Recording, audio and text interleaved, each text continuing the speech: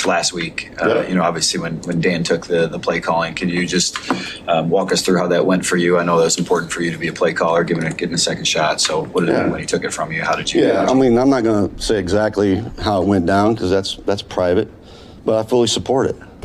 Listen, man, I've been doing this for a while. I've been with head coaches that are offensive guys, play callers, so I'm used to that. I feel very prideful of the things that I was doing. There's some things that I got to learn, no doubt, just like everybody else. But listen, I want to do whatever it takes to win. I mean, as soon as you said, I'm like, all right, let's go. What do we got to do? That's the way I've always been in this business. I've been cut 6 times. I've been fired. Man, you just march on, okay? Because it's always about the team. It always is. It ain't about me and goals and this and that. No, the ultimate goal is to win the Super Bowl. So I didn't even blink twice because I know my role here. And the only thing that's changed is that he's calling it on game day. I'm doing everything else is still the same. So I don't blink twice when. So John Morton talked about losing his play calling job. And of course, what else he gonna say? You want a job, you still want to get a check. He could have got a check, but him probably ever being a play caller again at his age and previously being fired by the Jets, previously being fired by the Jets and shit, like he'll probably never call plays again because he didn't learn his fucking lesson. He still wanted to run the football. I mean, he still wanted to be pass happy. And I'm not going to beat a dead horse dead and keep saying what I was saying about him being pass happy. I'm just not going to do it. But, he ain't going to learn his lesson. I think it's over with for him. Is it a distinction between him and, Anthony Lynn and how, Dan fired Anthony Lynn, but he keeping John Morton around? Hey, man, you can make that what you want to make it. That ain't up to me. Who knows? Maybe Anthony Lynn was like, you know what? I ain't about to let you call plays for me. At the end of the day, I'm a man, and I'm not going to let you call plays for me and, bump all that shit, and maybe that's where he was at with it. You know what I'm saying? But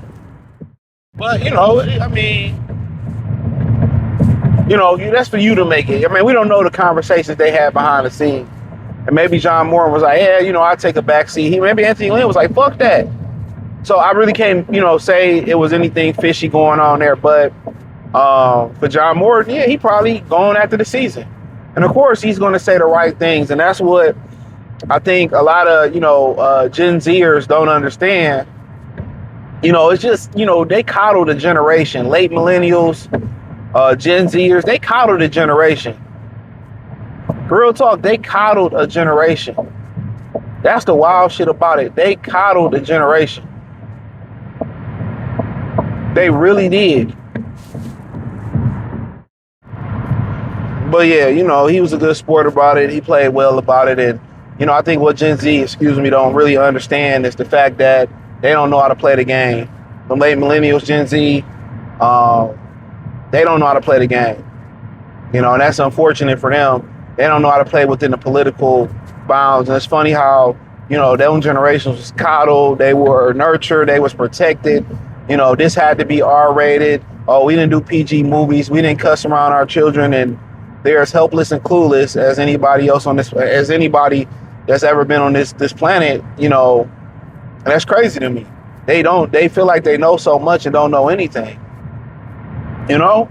So his answer is how you do it. Even when things happen, you can't spaz out. You can't, especially if you're a man, or a young boy, you can't spaz out when it don't go your way.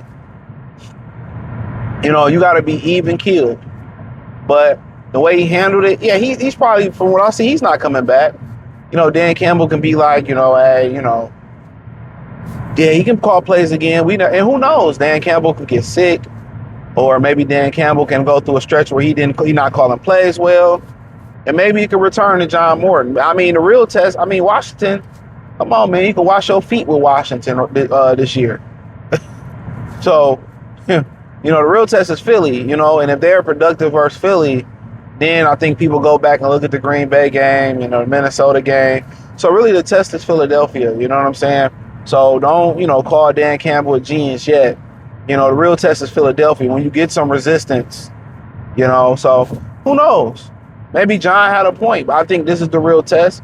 But I think for the most part, I think he took it well. And I think he knows his days is numbered. As simple as that. His days are numbered. Unless somehow play calling gets it within the eye of his beholder, which is him, and he does it again. But it's been shown since the Jets that he wants to be pass happy. He hasn't. When he said I didn't want to do my, he didn't bring his own run game in. I was like, yeah, that was a big red flag. And then his infatuation with explosive plays, that should have told you everything you need to know. So, honestly, the odds were telling you that one coordinator probably was going to be good, or both of them was going to be trash, and one was going to be good, one was going to be bad, and we seen. We all was like Tanner Ingerstrain, and we don't really know about him neither, because with the Jets, it ain't really much to work with. They can't protect the quarterback, and Justin Fields, it just seems not to be a good quarterback through Chicago, through Pittsburgh, and New York Jets is where quarterbacks go to die. So. But yeah, with John Morton, I feel him. I definitely do. It's a good way to take it. And he's been in that position before, like he said. He's called plays. He's been with head coaches that have been the play caller, like Sean Payton. See, I've been fired before. I've been demoted before. This all have been happening to me. You just got to keep going. And, so he already been in that position. I remember when Joe Philbin was the offensive coordinator in, Green Bay. But, who was the coach before Matt LaFleur? I forget. Was it Mike McCarthy? And I think McCarthy was the play caller or something like that. And they was like, Philbin got the coaching job, but he never called plays. I mean, didn't work out for Miami for him. But, it happens all the time. These guys get the game plan together and they work together, but everybody can't call plays. Y'all mentioned University of Michigan fans. They seen it with Josh Geddes. Everybody can't call plays. The thing I loved about Ben Johnson, the fact I loved about Ben Johnson was that he tailor-made his offense. Obviously, what Dan Campbell said the other day, Ben Johnson watched him call plays, knew exactly what he wanted, did what he wanted. But the thing about Ben Johnson that really that really impressed me, and I said it while he was here, was his ability to take a team's weakness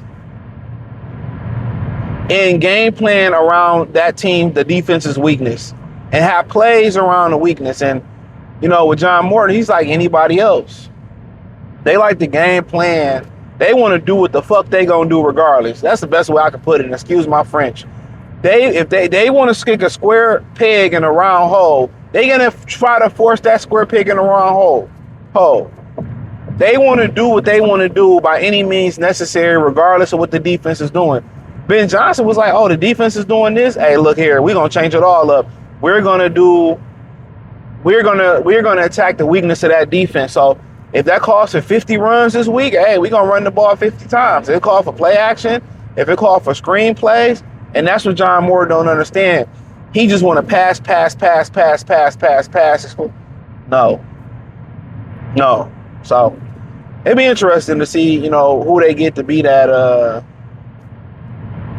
next coordinator.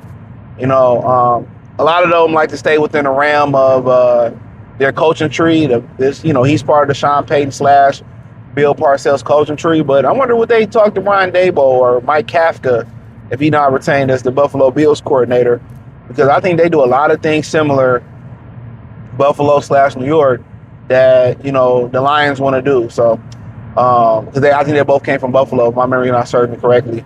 But hey, hit the link in the description. Follow me on X, Facebook, Kick, Twitch. Everything is in our description. Peace.